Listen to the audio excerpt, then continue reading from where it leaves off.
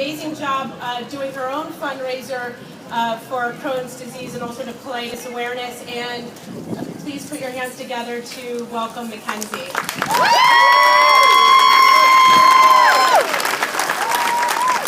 Yay, Ken! Hi, everyone. There are a lot of people here today. First off, before I start, I want to thank Erin Healy. Let's give a round of applause for her and all her hard work. This event is amazing. So I'm going to be honest with you. It was incredibly difficult writing this speech. I'm sure, as the majority of you can relate to, it's hard to find words when describing a chronic illness. Whether you were the one fighting the disease, the parent watching every moment from the bedside, the sibling worrying at home, the friend feeling lost, or the doctor trying to help in every way possible, there are no words. It is something one can only understand if they themselves go through it. I'll start with a brief summary of my health. I've been fighting Crohn's disease for the past 3 years of my life, but was only diagnosed last July.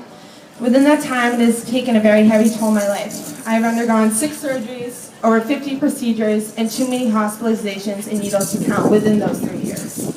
The hardest thing Crohn's took away from me was attending my freshman year at St. Anselm College this year. For those of you who went to college, I want you to think back to the day you got the acceptance letter from your dream school. Remember jumping up and down with your parents? After reading that one word that said, "Congratulations," you instantly felt a feeling of pure accomplishment and success. I felt the exact same way, but little did I know it would soon be taken away from me. I kept a countdown on my iPod until moving day because I was so excited. I was prepared to turn to the next chapter of my life. I was ready to meet new friends, face new opportunities, experience independence, and most importantly, I was ready to start the future of becoming an elementary school teacher. The summer before college, I was in and out of Children's Hospital almost every week. My Crohn's was out of control, to say the least. If I was not in the hospital, I was at home trying to recover from a surgery or a previous hospitalization. Although I was sick, I constantly reminded myself that everything was going to be okay, because I was on my way to attending my dream college, St. A's. As it came closer and closer to moving day, I found myself not even close to being ready for my freshman year. I was not mentally or physically prepared. I was barely getting used to this new disease. How was I supposed to adjust to a new school? I also had nothing ready for my waiting college life, like my academic necessities or my furniture. A week before moving day, I knew there was no way I was ready for college. I was on over 20 pills a day, I had a fistula, and I was struggling to cope with my sickness. So with a very heavy heart, I decided to take a gap year and to put my dream school on hold as I took care of my health. It was heartbreaking, scary, and stressful. Something so precious was snatched away from me so quickly. Those feelings of pure happiness and victory were soon replaced with disappointment and sorrow. I began to then ask myself questions. Why is this happening to me, and why now? Am I going to be okay? What am I going to do for an entire year? How will I survive without my friends being around? I was in complete awe of how quickly my life had changed. One day I was graduating high school, and the next day I was in a hospital bed. One day I was going to St. Anselm College, and the next day I wasn't, and I was devastated. My cousin Megan Crohn always told me, "There's going to be a silver lining for you, Mackenzie." I'm not exactly sure what it will be or when it will be, but I just know there will be one. As my cousin told me this, I wanted to believe her, but found it practically impossible to do so. I asked myself, how could there be a silver lining to my situation? I'm supposed to be at college, and I'm not. As the days passed by, I tried my hardest to think with a positive mindset, but couldn't help but to feel sorry for myself. I felt like I had reached a low point in my life, but sure enough, I quickly found a silver lining. My nurses. Who knew someone sticking a needle in your arm could soon become a close friend? The nurses were starting to become my girlfriends, and they were replacing the ones that were busy off at college. They would come into my room and watch Ellen with me all the time. If we weren't doing that, then we were gossiping about the attractive doctors that worked at Children's. They were becoming my friends and brought so much joy into my hospitalizations. As my time in the hospital grew, another silver lining made an appearance. I began to realize who my true friends were. I'm sure a lot of you can relate to this. I had some friends that never left my side, but I also had some that left for intervals or even for good. It was incredibly disheartening to watch friends come and go because I needed them more than ever. Although it hurt at the time, I now consider this a huge silver lining to my gap year. I feel like there are so many people in this world who do not know who their true friends are, and I am lucky enough to say I know.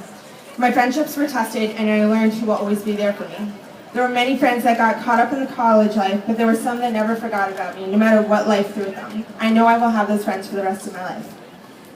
As the gap year progressed, I was in disbelief of the number of silver linings I was discovering. I would find them in some of the most random situations or at the weirdest times. I was beginning to see things I had once overlooked because I was too busy to notice. Like how wonderful it is to feel the fresh air on my face instead of the dry hospital air. Or being able to stand for more than 10 minutes instead of standing for 1 minute and then feeling completely exhausted. Everything and everyone around me was becoming a silver lining, and it was a beautiful thing. I'm blessed to say it's still the same way for me now, and I think it will be that way for a very long time. They say some people see in black and white or in color, but I see in silver linings. I realize how precious everything is in life because I know what it's like to have it all taken away, and who knows, it could be taken away again, and I want to enjoy it while I have it. So you might be asking yourself, why is this disease happening to me? Why am I still unhealthy after having so many surgeries and procedures? It's okay to ask yourself these questions. It's only human to do so. But I believe that this is happening to you for a reason. There's a silver lining in store for you, and I know this for a fact. If you have not already found it, be patient. It's coming. If you have found it, there are more in store for you. I want you to think of some of the biggest hurdles you have faced in your life. A death of a family member, failing an exam, losing a close friend or a boyfriend. It was horrible at the time, and you thought you would never recover, but you did. It taught you something. The death of a family member made you appreciate life and its fragility. Failing the test made you realize that success isn't just handed over. And losing a friend made you understand that friends come and go. Even if you're still not recovered from that hurdle, it's the process of healing that makes you a stronger human being. It's the same with this disease. You're becoming a stronger human being. You're learning new things every day because this illness is teaching you, even when you're not aware of it. Something I learned this year is that you have to believe in the silver lining even when you think it doesn't exist. Even when you have no hope and you feel completely lost, you have to believe in it.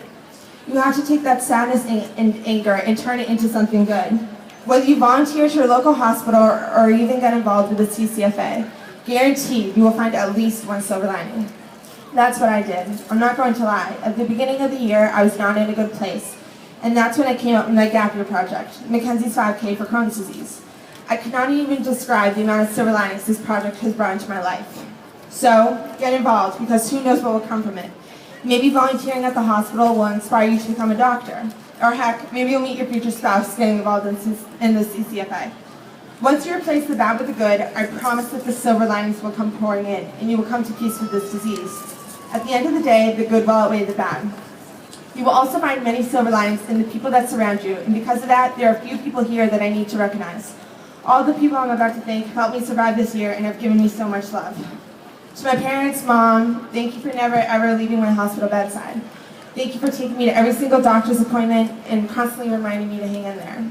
Dad, thank you for learning so much about this disease so that I can be guided. And thank you for all your help with this 5K. It would not be happening without it. To my wonderful siblings, Caitlin and Kevin. To my sister, Caitlin, you're my better half. Your love and friendship to me this year can easily bring me to tears. Thank you for sharing your friends while mine were off at college, and thank you for always being a shoulder to cry on and giving me a laugh whenever I needed one. To my amazing friends, thank you for the constant love and support. To my friend Sarah Dunn, thank you for never forgetting about me, even when life got incredibly busy at Stonehill College. You never ever left my side, and you were a friend I intend on having for the rest of my life. To my many, many, many family members, thank you for the countless hospital visits, cards, gifts, and beautiful messages. I couldn't have done this year without all of you, truly. To my cousin Megan Cronin, thank you for showing me that there is always a silver lining. I love all of you so much. To my amazing doctors and nurses, I owe a major thank you to all of you for treating me like I was one of your own and for making me feel safe and at home. Thank you from the bottom of my heart for putting me into remission. But there is one doctor in particular that I need to point out. My GI doctor, Dr. Grover. I never knew it was possible to look forward to a doctor's appointment until I met you.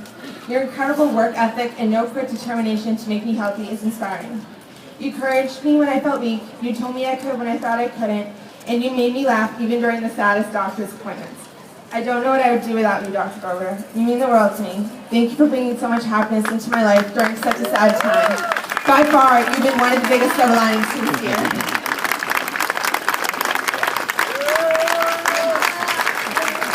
To the Crohn's and Colitis Foundation of America, thank you for this amazing opportunity. This is quite the silver lining, and I will never be able to express my gratitude enough. Again, thank you, Erin, for everything you do and will continue to do for the CSCFA. We are so lucky to have a leader like you. Before I go, I want to say one last thing. Remember that your illness does not define you. It is your attitude and outlook that defines who you are. That's what people will remember about you. They won't remember that drain on the side of your stomach. They will remember how you acted with that drain. Did you smile or did you pout? Take your frustration and turn it into something good, and I promise you will find so much happiness. Thank you for this amazing opportunity. Keep writing, everyone. You're wonderful people. Thank you, and God bless.